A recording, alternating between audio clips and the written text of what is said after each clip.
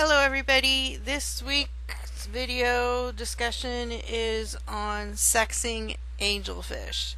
This is a very hot topic because some people swear up and down they can sex angelfish, and I can tell you after 20 years of breeding and raising them, I still cannot sex them 100%.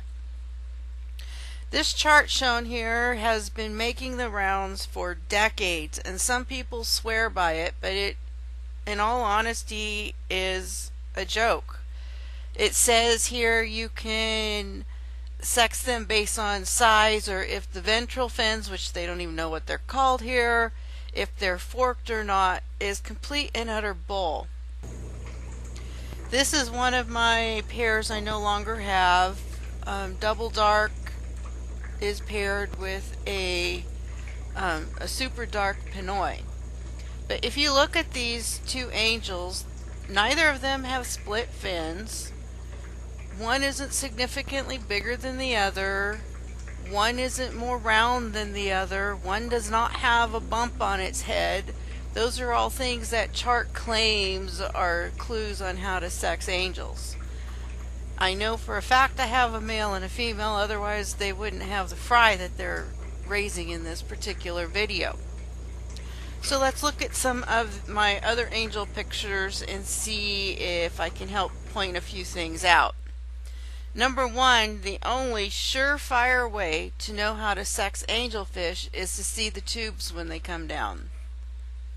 And a female will be more of a square shape, and it will be thicker, and the males will be thin, triangular shape, and come to a point.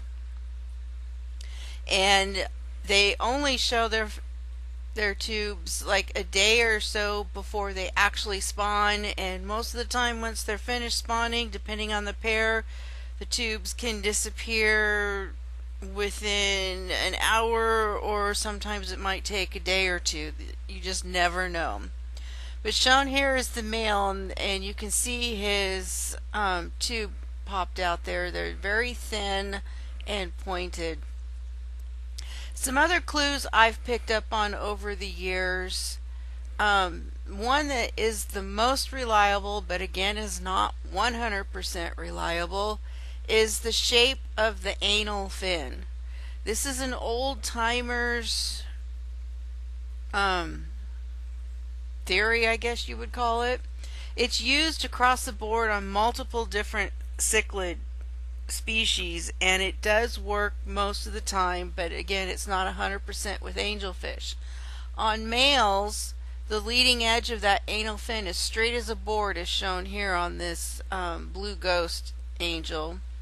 But on a female, it takes a curve, and it curves backwards towards the tail slightly. The reason this is not 100% is sometimes the edge of the anal fin can curve because of environmental factors. So you never know when you see a fin if it's environmental or not. Shown here is a male.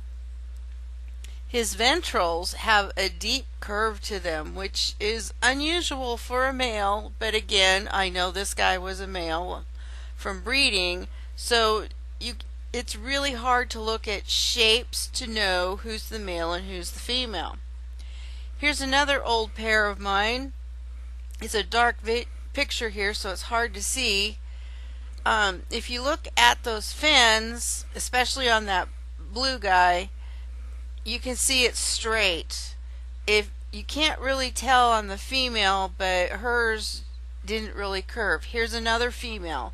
If you look at that fin, it's not completely straight. It has a slight curve towards the end of it there. It's very slight. It's something it took me years to be able to see, but when I look at it now, it's obvious to me. And this is the blue zebra that gold female was paired with. And if you look at his anal fin, it goes straight down. And by comparison, his ventrals, there's a little curve to them, but they're more straight as well. Now here's another one. This is a blue clown, and if you look at the fin shape, this is a male, and it truly was a male. Um, a lot of people I know like to use the head bump. Well, if you follow the Angelfish Society's guidelines, you don't want to breed for that hump. That is not something common with angelfish, except those that intentionally breed for it. So with these few pointers, if you again look at this video of this double dark and the Pinoy that was super dark that looks black as well with their babies, if you look at them, it's still, even knowing those tricks, is hard to tell who is who.